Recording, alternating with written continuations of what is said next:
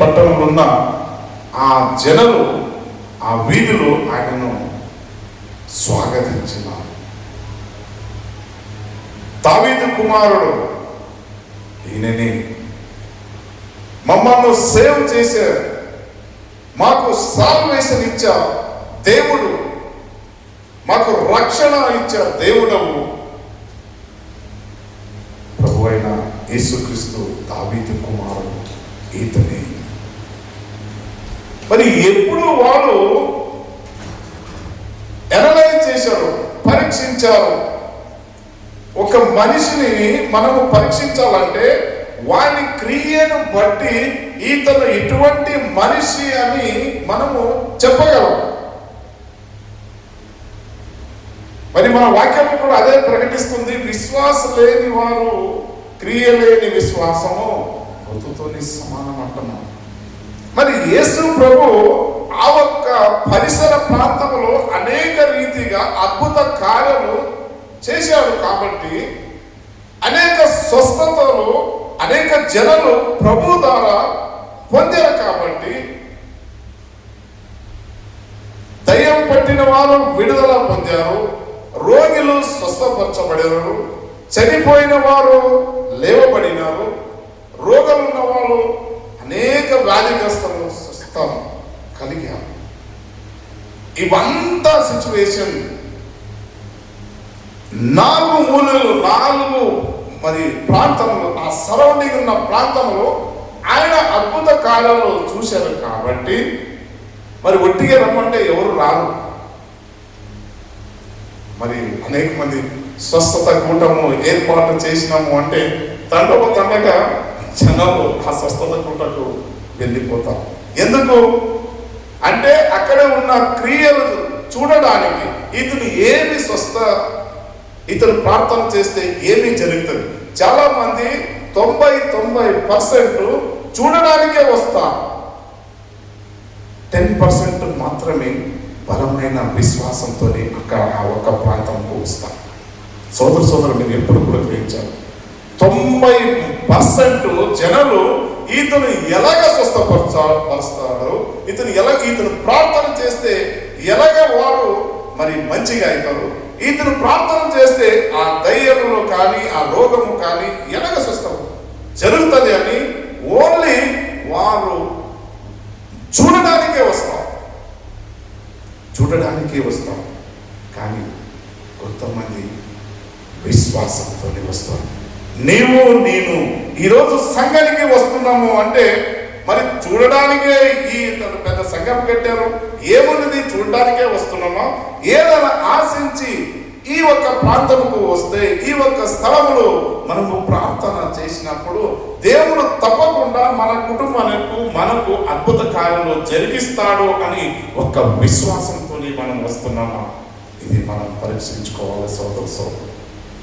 ఆ రోజు యేసు ప్రభు ఆ ఒక్క పట్టణానికి ప్రయాణం చేయకముందు ఆయన ఆలోచన ఏం చేస్తాడు. ఇంతకుముందు యేసు ప్రభు అనేకసారి నడుచుకుంటూ వెళ్ళి తన సువార్తను ప్రకటించాడు. 3.5 సంవత్సరములు అతను నడుచుకుంటూనే ప్రయాణం చేశాడు. ఒక్క టైం మాత్రమే గాడిద మీద ఎక్కి ప్రయాణం చేశాడు. సోదరు మీరు గ్రహించాలి, 3.5 సంవత్సరములు ఇంకా కొంచెం దగ్గర ఉన్నప్పుడు ఆయన ఆయాసలేదు. దీంట్లో ఉన్న మర్మము మనం చాలా డెప్త్గా వెళ్తే యేసు ప్రభు మరి ఎందుకు ఆ గాడిద మీద ఎందుకు వెళ్ళాలి? ఆయన అనుకుంటే గుర్రములు కూడా వస్తాయి, ఆయన అనుకుంటే అనేక మరి మంచి ప్రాణులు ఏదైనా కావచ్చు. ఉద్దేశం ఒకటి, అది అతను లేఖనలో రాసినది అవి నెరవేరాలి అనే ఒక ఉద్దేశం. యేసు ప్రభు వచ్చాడంటే ఆయన లేఖనలు నెరవేర్చబడాలి, ఆయన ద్వారానే అన్ని నెరవేర్చబడాలనే ఉద్దేశం. సమయము దగ్గరికి వస్తుంది. ఆయన యేసు ప్రభు దేవుడు ఆయనకు అప్పగించడానికి సమయము కూడా దగ్గరికి వస్తుంది. ఎప్పుడు ఈయన యెరూషలేము ప్రాంతమునకు ప్రవేశించడానికి వెళ్ళక ముందు ఇవన్నీ ప్రణాళికతోనే ఉన్నాడు. మొదటిగా ఆ గాడిది, చిన్న పిల్ల గాడిద మీద ఎక్కి వెళ్ళాలని ఆశ కలిగి ఉన్నాడు. రెండవదాగి వీధులు రాజుగా జనాలకి తెలియపరచాలి. నేనే రాజు, ఐఎమ్ ద సేవియర్, ఈ లోకమును సేవ్ చేసేవాడు నేనే. I'm the life, I'm the truth, I'm the way. నేనే మార్గము, సత్యము, జీవమే ఉన్నాను. నేనే రాజు, నేనే దావీదు కుమారుడు.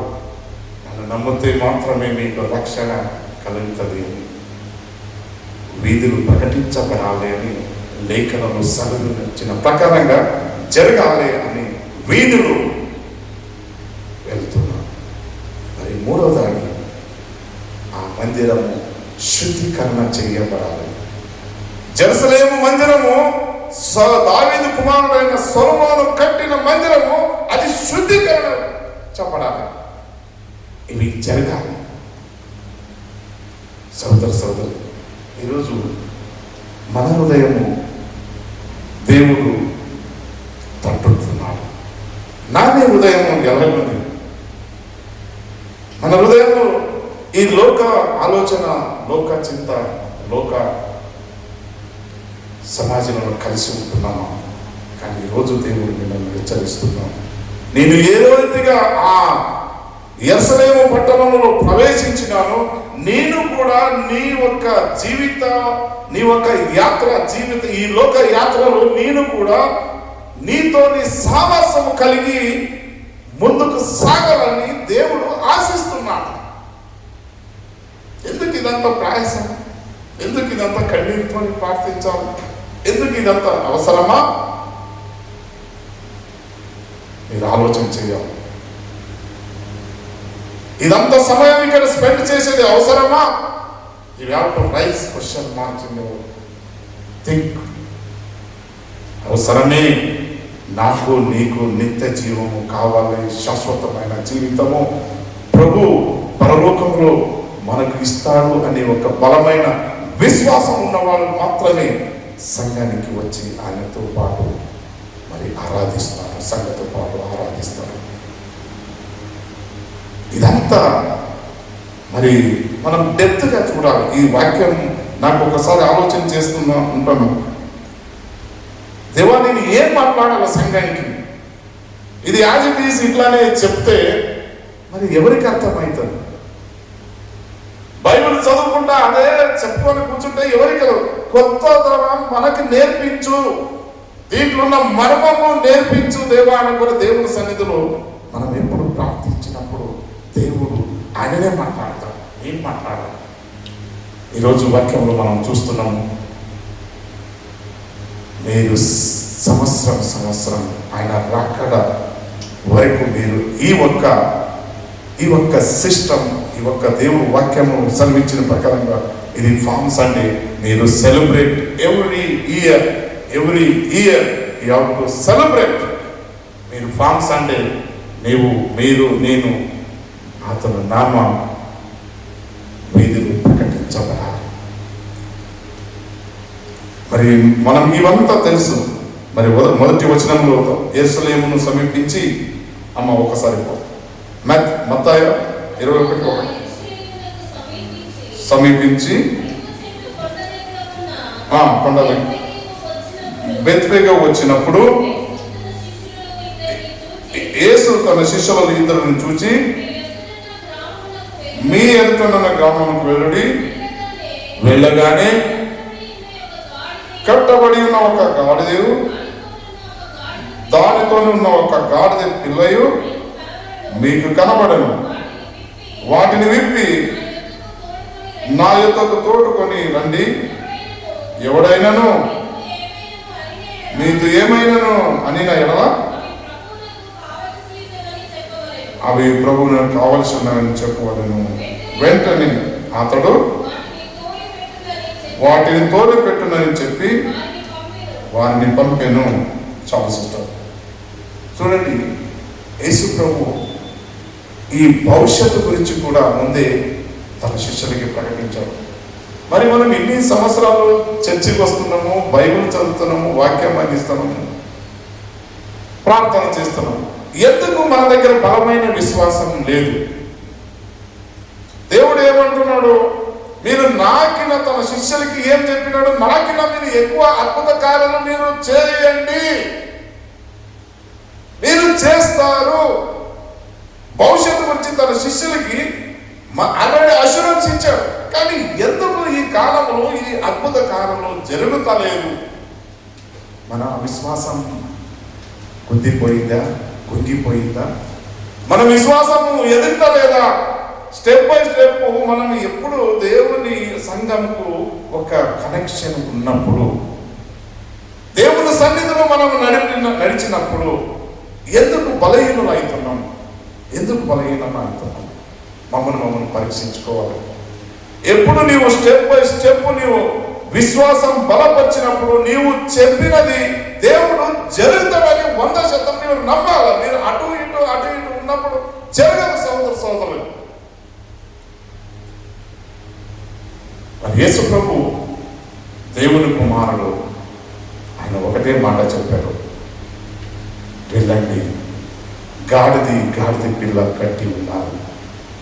మీరు వెళ్ళి వాళ్ళని విడిచినప్పుడు వారు ఆటోమేటిక్గా మిమ్మల్ని అడుగుతారు, ఎవరికి కావాలి అని అడిగినప్పుడు అది ప్రభు వారికి కావాలి అని చెప్పండి, వాళ్ళు విడిచిపెడతారు. మరి దేవుడు ఎంత బలంగా విశ్వాసించాడు. అతను కూడా మనిషినే కదా, అతనేను అప్పుడేను దేవుడు అంతా చెప్పుకోలేదు, అతను కూడా మనిషిగా ఉన్నాడు.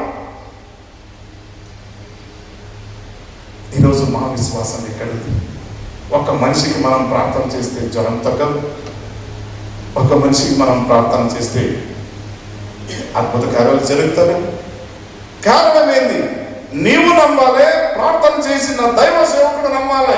ఇద్దరు కలిసినప్పుడే అక్కడ అద్భుత కార్యాలు జరుగుతాయి. సోదరు మీరు ఒక్కడే నమ్మి నేను నమ్మలేకపోతే ఏదో మీరు వచ్చి ప్రార్థన చేస్తే నో, మీరు కూడా విశ్వాసించాలి. ఇతను ప్రార్థన చేస్తే తప్పకుండా నాకు స్వస్థత కలుగుతుంది అని బలమైన విశ్వాసంతో మీరు ప్రార్థనలో ఏకీభవించినప్పుడే దేవుడు మీ అద్భుత కార్యాలు జరిగిస్తాడు. ఈ సీక్రెట్ మీకు తెలియాలి సోదరు. లేదయ్యా చాలా భక్తుడు, మేము అతని దగ్గరికి వెళ్ళినప్పుడు మేము ప్రార్థన చేస్తాము, అతని దగ్గర మీరు విశ్వాసంతో వెళ్ళలేకపోతే మీరు 10 సార్లు తిరిగితే కూడా మీకు స్వస్థత జరగదు. ముందు మీరు విశ్వాసించాలి, దైవ సేవకుడు విశ్వాసించాలి. నేను ప్రార్థన చేస్తే అతను స్వస్థపరుస్తా, దేవుడు ఉన్నాడు అని ఆ ఏకీభవించినప్పుడే జరుగుతుంది. మరి యేసు ప్రభుకు అక్కడ గాడిద పిల్లను కట్టినది ఆయనకు తెలుసు. ఈరోజు ఆలోచన చేయాల్సింది ఉన్నది. భవిష్యత్తు దేవుడికి తెలుసు, ప్రీవియస్ ఆయనకి తెలుసు, ప్రజెంట్ టెన్స్ అతనికి తెలుసు. ఇవన్నీ వరలు నీకు నాకు ఇచ్చాడు. మానవ అవతారంలో వచ్చిన దేవుడు నీవు ఆయనలో ఏకీభవిస్తే నేను అతనులో ఉన్నప్పుడు తప్పకుండా అద్భుత కార్యాలు జరుగుతాయి. నమ్మండి, తప్పకుండా జరుగుతాయి. ఈరోజు దేవుడు ఆ ఒక జెరూసలేం పట్టణ వీధులు ఇవంతా మీకు తెలిసిన విషయం ఉందనుకోండి. నేను ఎక్కువ మట్టికి దాని గురించి వాక్యం మీద నేను చెప్పడానికి ఇష్టపడతాను.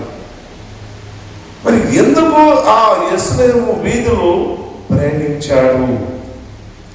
జకరియా 9:9 ఒకసారి చదవాలని మనం చూస్తాం. సియోను నివాసులారా సంతోషించుడి, యెరూషలేము నివాసులారా ఈ రాజును నీతిపరుడును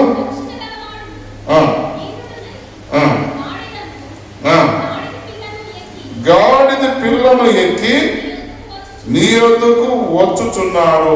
చాలా శిక్షణ అంటే ఇదంతా జరగాల్సింది ఉన్నది. ఆయన దేవుడు కుమారుడని తెలియపరచడానికి, ఆయన లోక రక్షకుడు అని తెలియపరచడానికి, ఈజ్ ద సేవియర్.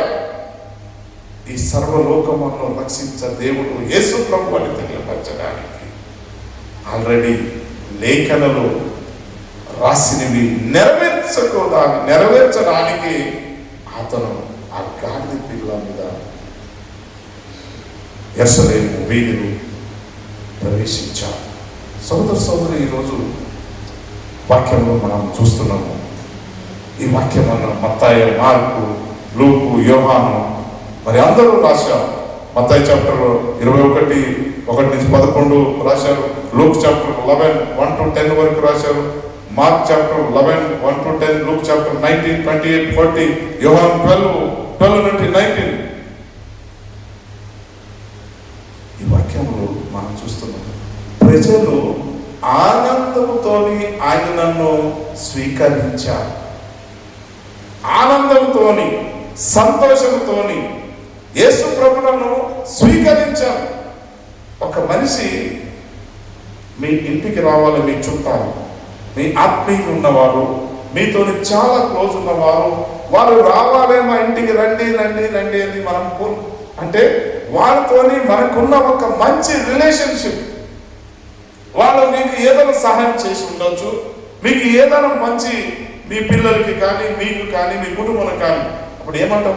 అమ్మ మా ఇంటికి వచ్చిపోండి, మీ కుటుంబం సాయం మాతో పాటు ఉండిపోండి. ఎందుకంటారు? మీరు వారితో ఉన్న ఒక ఐక్యత, బంధుత్వము, ఆ ప్రేమ బంధుత్వం ఉన్నప్పుడే మీరు వారిని ఆనందంతోని, వారి మీద విశ్వాసంతోని, వారి మీద ఉన్న సహనంతోని వారిని, వారి కుటుంబము మీరు ఆహ్వానిస్తాం. మనమందరం ఆహ్వానిస్తాం. మీలో ఆ ఆనందం, సంతోషం వాళ్ళని ఎందుకు పిలిపియాలి? వాళ్ళు వస్తే మనకంతా లాస్, వాళ్ళు వస్తే మేమంతా వంట చేయాలి. సర్వసాధారణంగా మీకు నచ్చిన వాళ్ళు వస్తే ఏది కావాలి అది అన్ని పెడతాం ఆనందంతో. ఎగ్జాంపుల్ మరి మా సిస్టర్ వాళ్ళు బాధపడతారు. మీ అమ్మాలు, మీ చుట్టాలు, మీ అంటే సర్వసాధారణంగా సమాజం ఉన్నది. మీ అక్క చెల్లెలు, మీ ఉన్నవాళ్ళు, అదే బ్రదర్ వాళ్ళు, అన్న తమ్ములు వాళ్ళ సైతం వస్తే కొంతమంది అందరూ బాగానే ఉంటారు సంఘంలో. కొంతమంది డిఫరెన్స్ను చూపెడతాం, వ్యత్యాసం చూపెడతాం. కానీ సోదరి వ్యత్యాసం చూపెట్టవద్దు. యెరూషలేములో ఉన్న జనాలు యేసు ప్రభువును వ్యత్యాసం చూపెట్టలేదు. వారు అందరూ అతను సంతోషంగా ఆనందించారు, అతను సంతోషంగా వెల్కమ్ చేశారు, స్వాగతం పలికారు.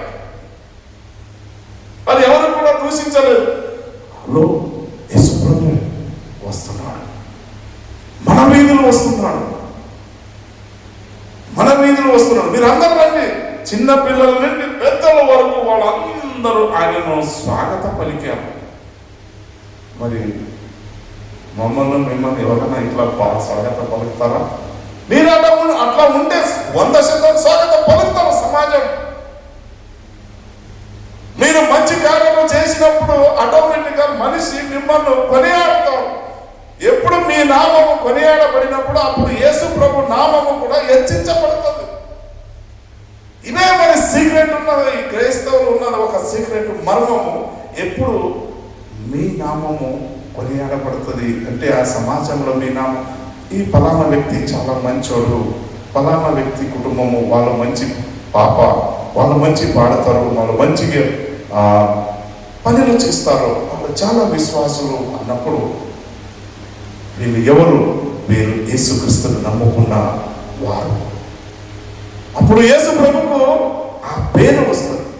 మరి ఎప్పుడు యేసు ప్రభు ఆ ఒక్క ప్రాంతంలో వెళ్ళినప్పుడు ఆయన ద్వారా అనేక మంది రోగం స్వస్థపరిచిన వాళ్ళు ఉన్నారు, అనేక మంది మరి దయ్యము వెళ్ళగొట్టిన వారు ఉన్నారు, అనేక నానా రకాల మనుషులు ఉండి ఆయనను ఆనందంతోని, ఆయనను సంతోషంతోని స్వాగతిస్తున్నారు. సోదరులు, ఈరోజు మనం చూస్తున్నాము మరి ఏమంతా వార్తలను ప్రకటిస్తున్నారు. మరి ఒకసారి 21:9 మనం ఒకసారి మత్తయి 21, దావీదు కుమారునికి హోసన్న, ప్రభు ఒక నామం వచ్చువాడు ధన్యుడు. ప్రభు ఒక నామములో వచ్చిన వాడు ధన్యుడు. ఇతనే దావీదు కుమారుడు, ఇతను దావీదు వంశం నుండి వచ్చిన రాజు ఈయననే. Is a saviour, is a salvation ఇచ్చేవాడు. ఇతను లోక రక్షకుడు. మరి మీరు వింటారు, లోక కళ్యాణం చేస్తున్నామని కొన్ని విషయాలు మేము వింటాం. లోక కళ్యాణం. సోదరు ఈరోజు దేవుడు నీతోని నాతోని మాట్లాడుతున్నాడు. ఆయన వినయముతోని నా రాజు వస్తున్నాం. మరి వాక్యంలో చూస్తున్నాం మత్తయి 21:5, ఇదేదో నీ రాజును నీ యుద్ధకు వచ్చుచున్నాడు, సౌమ్యుడిగా గాడిద మీద కూర్చొని వచ్చుచున్నాడు. చాలా సౌమ్యుడిగా. సౌమ్యుడు అంటే చాలా రీతిగా అతను అది సౌమ్యుడిగా ఉంటాడు. ఎవరికి ఏం లేదు, శాంత హృదయం గల వాడు ఉండి అతను మీ యుద్ధకు వస్తున్నాడు. మరి ఈరోజు సోదరి ఈ వాక్యంలో మనకి పామ్ సండే అన్నది యేసు ప్రభును మీ ఇంటికి అతనిని మీరు ఆహ్వానిస్తున్నారా లేదా? సంతోషంతోనో ఆనందంతోనో నీవు నేను ఆయనను ఆరాధిస్తున్నామా లేదా? ఈరోజు మమ్మల్ని పరీక్షించుకోవాలి. మరి వాక్యంలో మనకు సెలవిస్తుంది గాడిద మీదనే రావాలి అన్నది ఉద్దేశం. మరి యేసు ప్రభు తన లేఖన విషయంలో ఆల్రెడీ మీకు చెప్పినాను. గాడిద స్వభావము 3 రకాలైన స్వభావం కలిగి గాడిదలు ఉంటాయి. ఈ 3 రకాల స్వభావం గాడిదలు మనం ఆల్రెడీ కీర్తనలో ఒకసారి మీరు చదవండి. కీర్తనలో 32:9 ఒకసారి చదవండి అమ్మా. బుద్ధి జ్ఞానం లేని గుర్రములైనను కంచర గాడిదలనైనను అవి నీ దగ్గరకు తేబడినట్లు వాటి నోరు వారుతోనూ కళ్ళంతోనూ బిగింపవలను. చాలా సిద్ధం. బుద్ధి జ్ఞానము లేని గుర్రములైన. మరి కొంతమంది ఇంకా గాడిద చాకరీనే చేస్తున్నావు, నీవు గాడిద చాకరీ వదిలేస్తలేదా అంటావు. ఎందుకు గాడిదకు పోలిస్తారంటే, గాడిద చాకరీ అంటే ఏంది మీనింగ్? అందరు మాట వింటాడు, అందరూ పనులు చేస్తూనే ఉంటాడు. ఆయన మంచి పనినే చేస్తాడు. కానీ తన భార్య అంటుంది, ఏమయ్యా నువ్వు గాడిద చాకరీ మార్చలేదా? అందరు చెప్తే అందరు పని చేస్తావా నువ్వు అంటే? అతను నన్ను మంచోడే, కానీ ఆయన నన్ను గాడిదకి పోలిస్తారు సమాజం. అప్పుడు ఏం చేస్తాడు ఆయన? అందరు పని చేసేది మహానుకొని తన గురించే ఆలోచన చేయడానికి స్టార్ట్ చేస్తాడు. యేసు ప్రభు ఏమంటాడు? మీరు సర్వలోకానికి వెళ్ళి సర్వ సృష్టికి సువార్తను ప్రకటించండి. సర్వలోకానికి. మీరు ఇక్కడే ఇప్పుడు మీరు 4 మందికే భర్త సాయం చేస్తే భార్య లేనప్పుడు మేము సర్వలోకానికి వెళ్ళి అక్కడ సృష్టికర్తమని సువార్త ప్రకటిస్తాం. అబద్ధమే. మనం చేసే పని అంతే అబద్ధమే. మా పక్కన ఉన్న వాళ్ళకి కూడా మనం సువార్త ప్రకటించలేము. మనము ఇరుగు పొరుగు ఉన్న వాళ్ళకి కూడా చెప్పలేము. ఎందుకంటే నువ్వంతా గాడి లెక్క నువ్వు అందరు బరువు నీ నెత్తి మీద పోసుకుంటున్నావు. సంఘం మీద ఉన్నదంతా బరువు నీ నెత్తి మీద ఎందుకు పోసు? నీ ఒక్కడే ఉన్నావా సంఘంలో? లేరా వేరే వాళ్ళు? గాడిద లెక్క నీవేం వస్తున్నావు? ఇంకేమున్నది?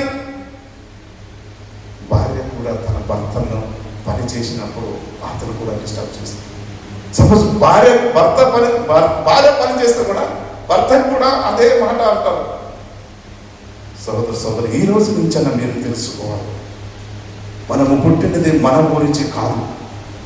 యేసు ప్రభు వచ్చినది తన గురించి రాలేదు.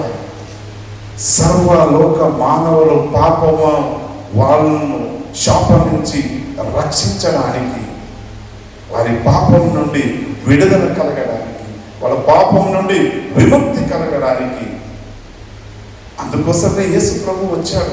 ఆయన తన గురించి ఏం రాలేదు. మనం ఎప్పుడు మా ఆలోచన ఎలా ఉంటుందంటే, నా గురించి, నా పిల్లల గురించి, నా సంసారం గురించి, ఈ 4 మంది బాగుంటే చాలు అనే ఈ ఉద్దేశమనే ప్రతి ఒక్కరికి ఉంటారు. మ్యాక్సిమం 90% మనకు అది ఉండదు. కానీ యేసు ప్రభు ఏమంటాడు, మీరు సర్వజనులకి సువార్త ప్రకటించండి, సర్వజనుల రక్షణ మార్గాలు నడిపియండి, సర్వజనులకి మీరు సహాయం చేయండి, నేను మీకు తోడుగా ఉన్నాను, నేను అన్ని చేస్తాను అన్నాడు. మరి నాని ఆలోచన ఎలా నిజంగానే మనం సంతోషంతోని, ఆనందంతోని, ఉల్లాసంతోని, విశ్వాసంతోని మనం ఇతరులకి మరి సహాయం చేసే బిడ్డలుగా ఉన్నామా? ఈరోజు మనము పరీక్షించుకోవాలి. వాక్యం ద్వారా మనకి హెచ్చరిస్తున్నాడు దేవుడు, ఈ రోజు నుండి మీరు క్రియరూపక పని చేయండి అంటున్నాడు. సోదరులు, మరి దేవుడు లేఖనం నెరవేర్చడానికి ఇవన్నీ దేవుడు చేశాడు. వాక్యంలో మనం చూస్తున్నాము. మరి సమయం అవుతుంది కాబట్టి ఇంకా చాలా పెద్దగా ఉంది టాపిక్, నేను ఇంకా ఎక్కువ చెప్పాలని ఆశించినాను. ప్రవచనము నెరవేర్చడానికి మరి దేవుడు మొదటిగా ప్రవచనము నెరవేర్చడానికి ఈ లోకానికి వచ్చి అది ప్రవచనము నెరవేర్చాడు. మరి రెండోది వినయము చూపించడానికి. వినయం అంటే ఒక మనిషి హ్యూమిలిటీ, మానవత్వం. చాలా మంది అంటారు మానవత్వమే మాధవ సేవ, మానవ సేవయే మాధవ సేవ, మానవ సేవయే మాధవ సేవ. మరి ఎవరు ఒక వాటర్ గ్లాస్ ఆడ ఇక్కడ నీళ్ళు పెట్టి ఉంటారు, ఒక మార్కెట్ యార్డ్లో, మార్కెట్ ఏరియాలో మానవ సేవనే మాధవ సేవ. ఒక నీళ్ళు ఇస్తారు, మానవ సేవనే మాధవ. మరి నేను కొంచెం నుంచి ఎక్కువ చెప్పుకొని తిరుగుతున్నాము. ఈరోజు నేను ఆలోచన చేయాలి. వాక్యంలో దేవుడు మిమ్మల్ని నన్ను హెచ్చరిస్తున్నాడు వినయము చూపించడానికి. ఒక మానవతో హ్యూమిలిటీ. మత్తయి 21:5 ఒకసారి చదవాలని మనం చేస్తున్నాం. ఇదిగో నీ రాజు సాత్వికుడు, గాడిద భారవాహక పశువు, పిల్లమైన చిన్న గాడిదను ఎక్కి నీ యొద్దకు వచ్చుచున్నాడని సియోను కుమార్తో చెప్పుడి అన్నది. చూడండి, వినయం. గాడిద సపోజ్ నేనే ఉన్నాను అనుకోండి, ఈ ఒక సెలబ్రేటరీ మీకు తెలుసు, వేరే వాళ్ళకి తెలియదు అనుకోండి, నేను గాడిద మీద ఎక్కి వీధులు వెళ్తే నన్ను అందరూ రాళ్ళతో కొడతారు. ఇంకా అందరూ ఏం చేస్తారు, ఇదే పిచ్చి పట్టిన జాన్సాలకు అంత మంచి అంటే నన్నంటే అందరూ గుర్తుపడతారు. మేము కొంతమంది గుర్తుపడతారు. అంటే నేను ఏ వీధిలో వెళ్తే గాడిద మీద ఇట్లా వెళ్ళింది అనుకోండి, అందరూ రావుతారు. అయ్యగారికి ఏదో జరిగింది, అయ్యగారు అన్నారు కానీ మీసో జాన్సాలు ఏదో పిచ్చి పట్టింది, గాడిద మీద వెళ్తున్నాడు అన్నారు. అంటే నన్ను నేను తగ్గించుకొని నేను వినయ రూపంగా నేను వెళ్ళాలని ఆశ కలుగుతాను. కానీ సమాజము వాడు వీళ్ళ లెక్కగా ఆలోచన చేస్తాను. కానీ దేవుడు అన్నాడు, ఎవరు ఏమన్నా అనుకొని, ఎవరు ఏమన్నా తలుచుకొని, కానీ నా దేవుని ఏమన్నా లేఖనలు నెరవేర్చబడాలి. ఎవరు ఏమన్నా వేసుకోండి, గాడి మీద అనుకోండి, కానీ గాడిది ఉన్న విలువ ఈరోజు మీరు తెలుసుకుంటారు. గాడిది అన్నది ఆ కాలంలో గాడిదకి చాలా విలువ ఉన్నది. ఆ విలువ ఈ రోజు మనకి తెలుస్తుంది. గాడిద విలువ ఎప్పుడు యేసు ప్రభు ఆ గాడిద పిల్ల మీద ఎక్కి ఆ జెరూసలేము వీధులు ప్రయాణించిన తర్వాత అప్పుడు ఆ గాడిదకి ఏమున్నదంటే విలువ వచ్చింది, ఐడెంటిఫికేషన్ వచ్చింది. గాడిద అంటే ఏంది, ఆ గాడిదకి ఉన్న విలువ ఏంది అన్నది యేసు ప్రభు దాన్ని ఎక్కిన తర్వాతనే వచ్చింది. మరి గాడిదకి మీకు తెలుసా తెలియదా, 1 లీటర్ పాలకు 5,000 ఉన్నాయి. తెలుసా మీకు? కొంతమంది తెలుసు, కొంతమంది తెలియదండి. 1 లీటర్ పాలకు, గాడిద పాలకి 5,000 రూపాయలు ఉన్నాయి. మేము ఆలోచన చేసినాం ఒక సందర్భంలో, మా సారు ఇంకొకరు ఉన్నారు, మనం ఆలోచన చేశాం, ఒక 10 గాడిద పెంచుదామయ్యా అన్నాడు ఆయన. అయ్యా ఏది బిజినెస్ దొరకలేదయ్యా, నువ్వు 10 గాడిద పెంచుదాం అంటున్నావు, మరి ఎవరికైనా తెలుసుంటే సమాజం ఏమంటది, గాడిద పెంచి పోషిస్తున్నాడు ఈయన జాన్సన్ అంటే మాకు విలువ పోతుంది అని నేను అనుకున్నా. కానీ ఎప్పుడు ఆ గాడిది విలువ తెలిసిందో ఆయన మొత్తం దాని గురించి చెప్పేశాడు. ఏమని, అయ్యా 1 లీటరు పాలు వస్తే 5,000. ఇప్పుడు అరబిందో ఇలాంటి పెద్ద పెద్ద ఫార్మాసిటీ కంపెనీలు ఉంటాయి కదా, ఆ కంపెనీకి మీరు రోజు ఒక లీటర్ పంపండి, ఒక గాడిద నుంచి 1 లీటర్ పంపితే నీకు 5,000 వస్తుంది. మీరు 5,000 ఏ పాలన వస్తుందయ్యా అంటాను. లేదయ్యా అంటాను. అన్న తర్వాత అడిగినాను, మరి ఎలాగయ్యా, మరి ఇది బిజినెస్ బాగానే ఉంది, ఈజీ బిజినెస్ ఉంది, మరి గాడిద ఎక్కడ దొరుకుతాయి అన్నాను. గాడిద దొరకాలంటే కష్టమయ్యా, ఇక్కడి గాడిద దొరకవు, మరి ఏదో రాజస్థాన్ అక్కడిక్కడికి వెళ్ళాలి, అవి తెచ్చుకోవాలి. మరి గాడిద తెస్తే మరి పోషించేవాడు ఎవరు ఉన్నారు? గాడిద ఉన్నవాడు, వాడు మేపేవాడు కూడా కావాలి కదా, వాడు ఒకడు ఎక్కడో పారిపోతాడు, మన తర్వాత మేమే మేపాల్సి వస్తుంది. వద్దయ్యా, మీ గాడిద వద్దు, నీ బిజినెస్ వద్దు. సోదరు కొన్ని సందర్భాలు జీవితంలో ఏదో చేయాలి అనుకుంటాడు, ఆశిస్తాడు, కానీ అవి జరగకపోవచ్చు. ఈరోజు నీ జీవితంలో, నా జీవితంలో అనేక సందర్భాలు మనం ఆశిస్తాం, ఆశించేది తప్పు కాదు, కానీ కొన్నిసార్లు జరగలేకపోతే కూడా దేవునికి మనం స్తోత్రం చెల్లించాలి. మరి ఎందరూ, మరి ఎందుకో మరి అందరూ కేకలు వేయుతూ మరి ఆయనను ఆహ్వానించారు. మొదటిగా అతను ఆహ్వానించింది ఆనందముతో ఆయనను, మరి వారు ఆనందంతో రక్షకుడు వచ్చాడు, మన ప్రభు అయిన రక్షకుడు ఈతనే దావీదు కుమారుడు అని మొదటిగా ఆ ప్రజలందరూ ఆనందంతో అతను స్వీకరించారు. రెండోదాగి అతను ఆశతోను, మరి ఏం ఆశ ఉన్నది వారికంటే వారి కష్టాల నుండి, వాళ్ళ కష్టాలు, వాళ్ళ బాధల నుండి మరి రక్షించడానికి దావీదు కుమారుడు ఈ లోకానికి వచ్చాడు. అప్పుడు రోము పరిపాలన ఉండే, రోము పరిపాలనలో అనేక హింసలు పెట్టేవారు, అనేక ఇబ్బందులు పెట్టేవారు, మరి అనేక రీతిగా జనాలు హింసించబడ్డారు. కానీ యేసు ప్రభు వారిని, హింసించిన వారిని, బాధలు ఉన్న వారంతా విడుదల కలగ చేశారు. మరి అందుకోసమే వారు ఆశతో ఎదురు చూశారు.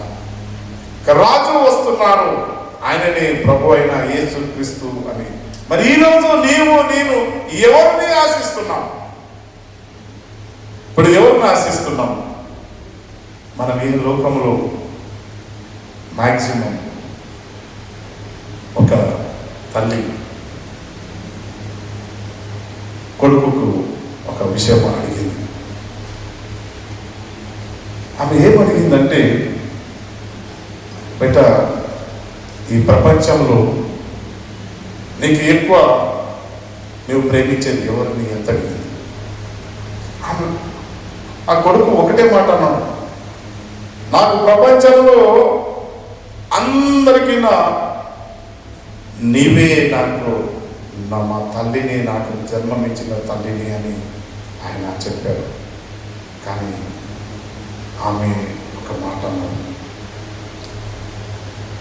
బేటా నేను ఈరోజు ఉంటున్నా, రేపు క్షణరేప మాటలో నేను మాయమైపోతాను. అని ఒక్కడైనా ఉన్నాడు, అతనే ప్రభు అయిన యేసు క్రీస్తు. అతనే సర్వమని నమ్మి అతనితో నీవు ఉంటేనే నీకు ఆశీర్వాదపడాడు. నేను ఎన్ని రోజులు ఉంటాను బేట? నేను కొన్ని రోజే ఉంటాను, మా అంటే ఒక 50 సంవత్సరాలు, 60 సంవత్సరాలు, 70 సంవత్సరాల తర్వాత ఇక్కడికి వెళ్తాను, నేను చనిపోతాను. సోదరి, మన పిల్లలు కూడా తల్లిని తల్లిని ప్రేమించండి.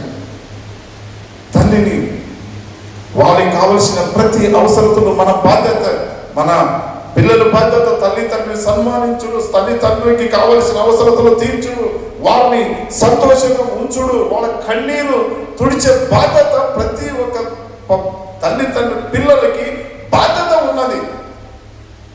మరి ఈరోజు వాళ్ళ కన్నీరు కాస్తే మరి మనం ఎలా ఉంటున్నాం?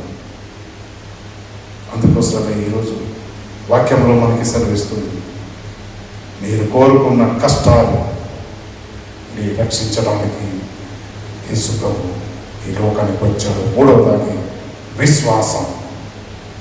ఈతని మెస్సియా, ఈతని బహిరంగ ప్రకటించాడు యేసు ప్రభు గురించి. ఈరోజు సోదరులు మరి తమ బట్టలను మరి రోడ్డు మీద పాలు వేశారు. బట్టలతో మరి అనేక ఏమంటారు ఈత ఈ కొమ్మలు నరకు వేసి మరి రోడ్డు మీద అంతా వేశారు. కారణం ఏంది? ఇవన్నీ జయమును సూచించే ఒక సింబల్ అయి ఉంటాయి. ఈత చెట్టు ఆ కాలంలో అది పట్టుకుంటే ఆ రాజు జయముగా వస్తున్నాడు అని. మరి యేసు ప్రభు ఆ వీధులు వెళ్తూ వెళ్తూ వెళ్తూ ఉన్నప్పుడు మరి అనేక మంది తమ బట్టలు మరి రోడ్డు మీద వేశారు. మరి ఆయన ఎక్కడి జర్నీ చేశాడు? ఇప్పుడు వెళ్తూ వెళ్తూ వెళ్తూ ఒకరికి ఒక మార్గం ఎండ్ అన్నది ఉంటుంది కదా. ఏ పర్పస్ తోని వచ్చాడో ఆ పర్పస్ ఫుల్ఫిల్ చేయడానికి అతను వెళ్తూ వెళ్తూ వెళ్తూ జనాలు ఆ యెరూషలేము వీధిలో అందరూ దావీదు కుమారునికి జయము, దేవుని కుమారునికి జయము అని అర్పణిస్తూ వెళ్తూ వెళ్తూ లాస్ట్కి యెరూషలేము దేవాలయంకు వెళ్ళాడు. పర్పస్ ఒకటే. ఆ యెరూషలేము దేవాలయములో వ్యాపారస్తులు మరి కంటిన్యూగా మనం 12 వచనం ఒకసారి చూడండి, చదవండి సిస్టర్. మరి సమయం అవుతుంది కాబట్టి నేను త్వరగా క్లోజ్ చేస్తున్నాను. ఎస్ దేవాలయంలో ప్రవేశించి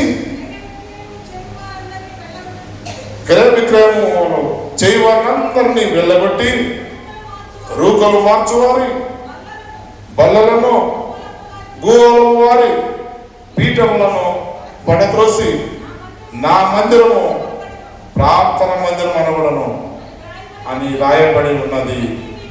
అయితే మీరు దానిని దొంగల గుహగా చేసి వారను, గుడ్డివారను, కుంటివారను దేవాలయంలో ఆయన యుద్ధకు రాగా ఆయన వారిని స్వస్థపరిచాను.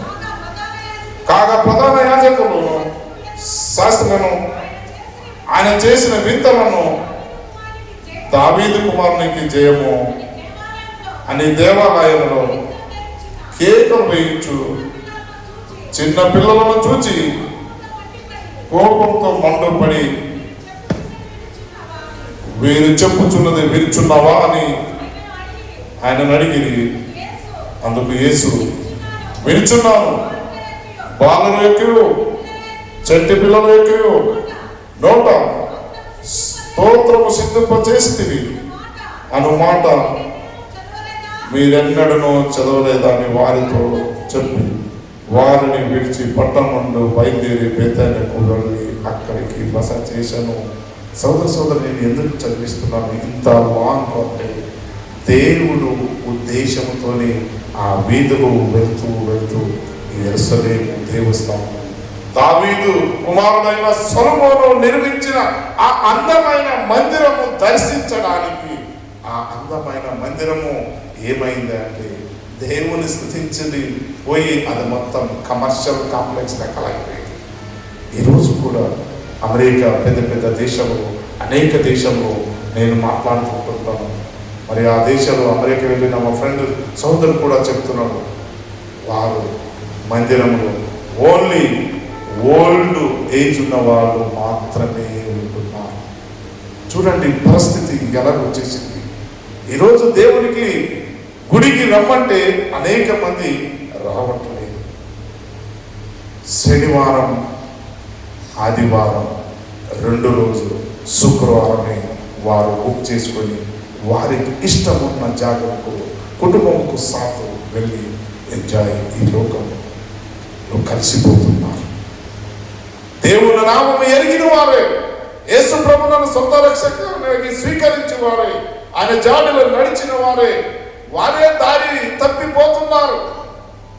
ఈరోజు నీవు నేను మనకున్న దాంట్లోనే ఒకసారి ఏదైనా చేయడానికి పోవాలనుకుంటే ఇక్కడి సరిపోని పరిస్థితులు మనమును.